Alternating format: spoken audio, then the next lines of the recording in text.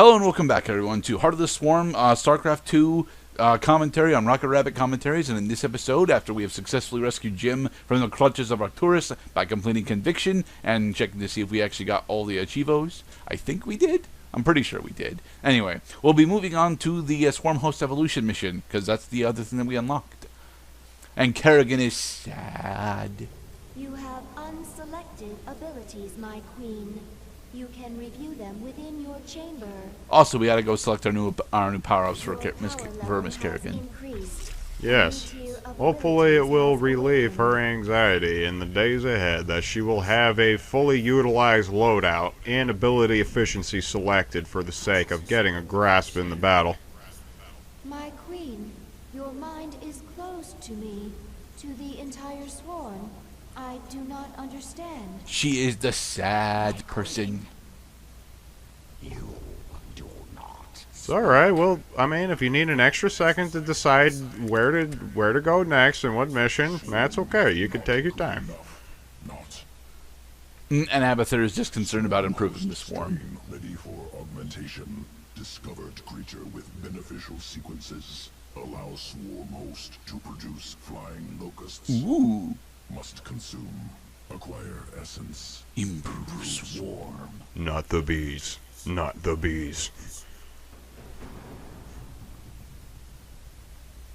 Planet Cruxus 3. New New Babylon. Found in Dominion. Do you remember the sci-fi movie that had Vin Diesel escorting the girl around the world to prevent Armageddon? Well, I mean, I think that was Babylon AE. I think so. Yeah, that sounds about right. Well, I had a much more vivid recollection of Transporter 2 with Jason Statham, which also had a babysitting plot. Well, the Transporter plots are all about babysitting.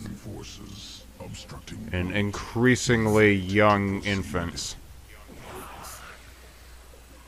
What do you mean? Go, Swarm Host Locusts! Shit.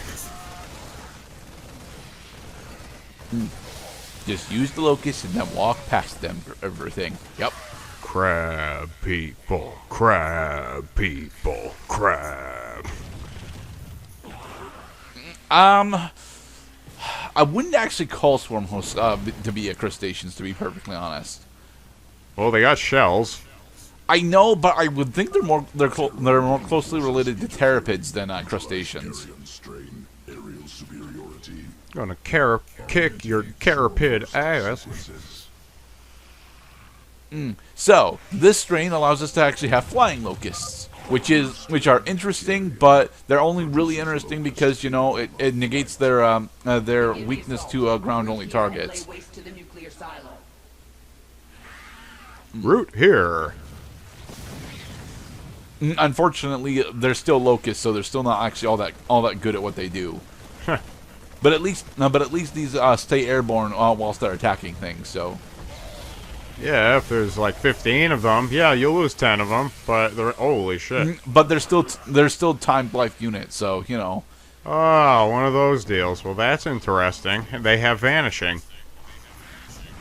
I mean, I wouldn't call it vanishing, to be perfectly honest. I mean, it's closer to Echo, except you don't have the ability to pay for it. So it's not really Echo because you can't. Yeah. Well, I mean, can you expand the lifespan of the locust, or they're just no. on a clock? You can't extend the lifespan of the locust, so it's not really Echo either. Well, I mean, then again, when you really look at it, because vanishing uses a counter system in order to keep track of the number of vanishing counters on the creature, then this would not be conducive to a game where there is absolutely no way you can mitigate the life cycle of the locust. Root. Just as long as generally understood. It's more like sacrifice at the next end step. It's up to you to determine how long your turn is. But that puts them in line with lightning elementals, and lightning elementals actually have really good attack power. These have just got decent attack power. Well, they don't have trample, but they do have lots of attack power. Not a lot of toughness, though. Will continue unhindered. Preparing for next. I mean, okay, suppose you had a sorcery that said, put this many creatures on the battlefield. They're like 3/1s. They have haste. Sacrifice them at the beginning of the next end step. That's basically a locust swarm. Well, Chandra actually does that without a sorcery.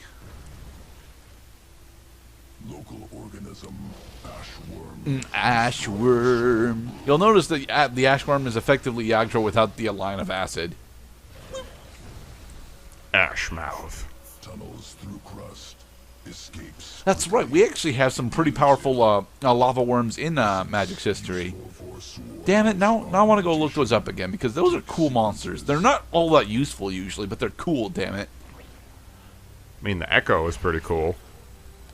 You get stupidly high stats. The Ashworm. Begin the attack. Inferno. And a root. Has tap, deal damage to any number of target creatures up to the number of power this creature has, and then all those creatures deal damage equal to their power to the Inferno. That's a force fight mechanic. Haha. Worm organism tunneled into crust. Escaped to new location. Hunt down. Right. And you thought it was going to be easy, new player. No. Well, it honestly would be. It honestly is still really easy. It's just that we got to move our swarm hosts around each time it moves.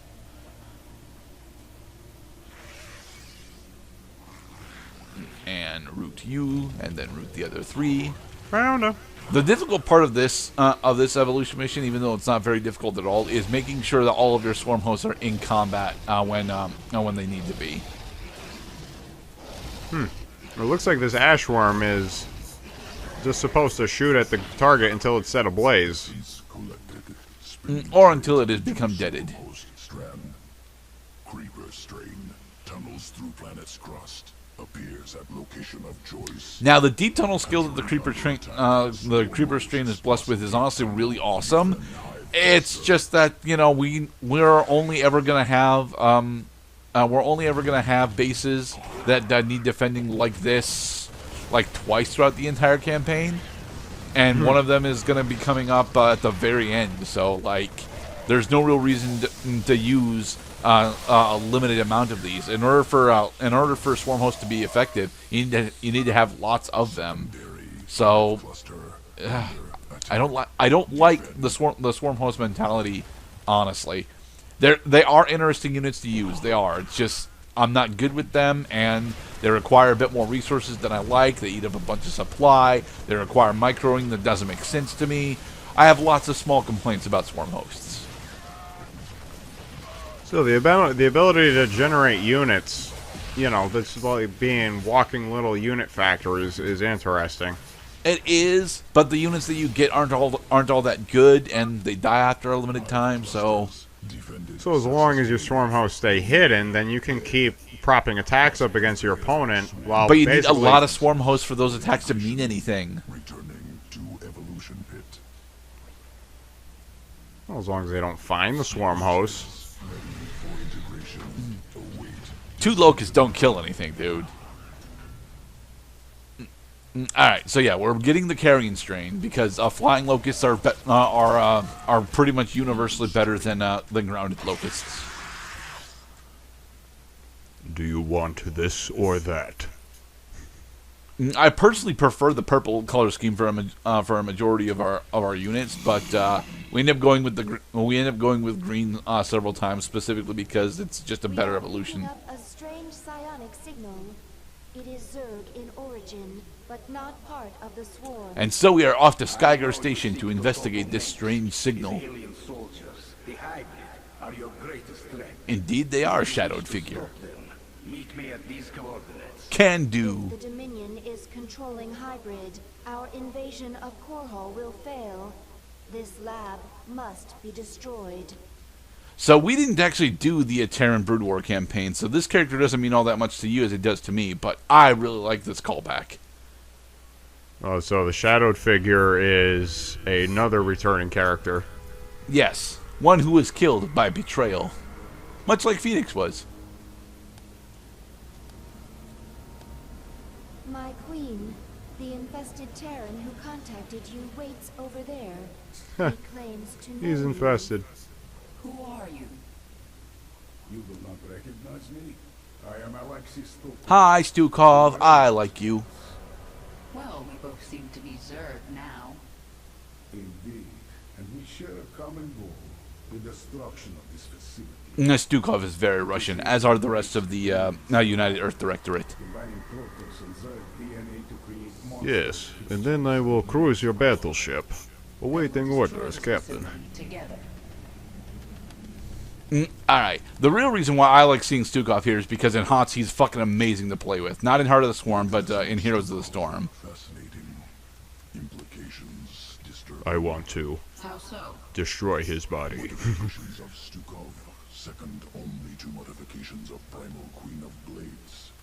However, Stukov, product of specific design. Interweaving of Terran and Zerg matter. Subtle. Spun on micro scale. Not possible for Swarm.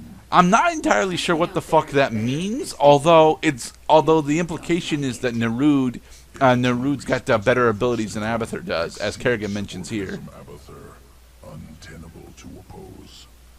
Recommend immediate indoctrination into Well, Swarm. it proves one thing, Mr. Hooper, that all you college boys lack the education to admit when somebody's better at spinning DNA than you. Platform is heavily defended. No. Abathur admits it, that Nerud is better at it than he is. He just is terrified of the prospect. And in the next episode, we will start Infested. Be safe, everyone.